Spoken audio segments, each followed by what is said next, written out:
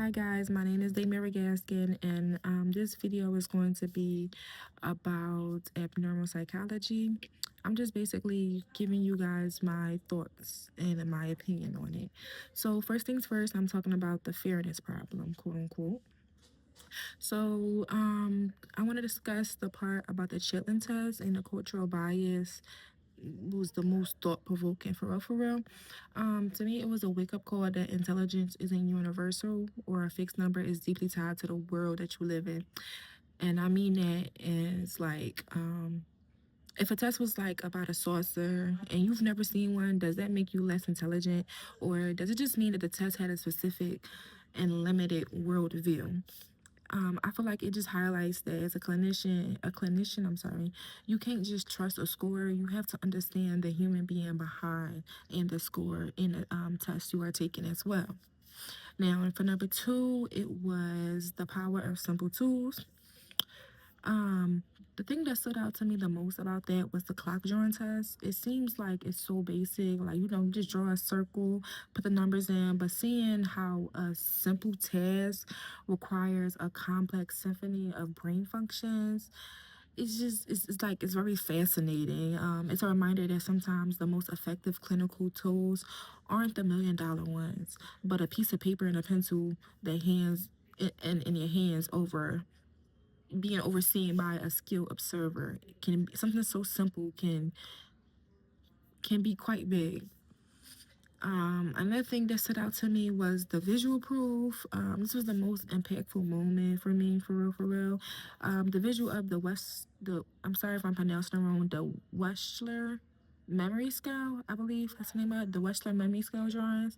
Before and after, and the patient received a shunt to relieve the brain pressure. Seeing that the scribble transferred back into a recognizable geometric shape was like it was a little like tingling sensation to the body. Like I never just really thought something like that.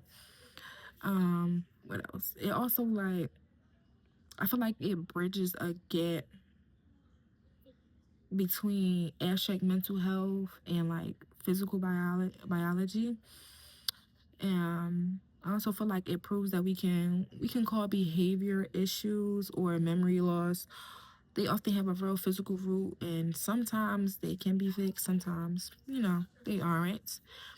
Um, Another thing that stood out to me was the ethics of high-powered testing, and I say that in mentioning of using the MMPI to screen corrections officers or employees in a bit of a double-edged sword.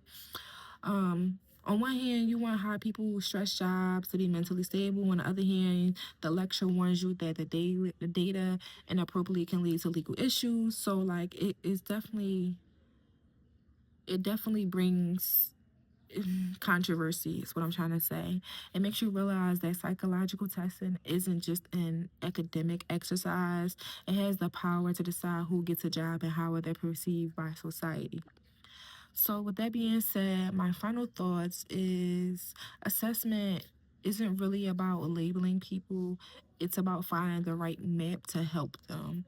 Whether it's structured or a PET scan, or there are just different ways of trying to see the world through patients' eyes. So, maybe one thing that helps with one person probably would not work with the other person. So, also have to have. You have to have a lot of patience when it comes to psychology. So, with that being said, I'm sorry about the rambling. That's just my initial thoughts on the video.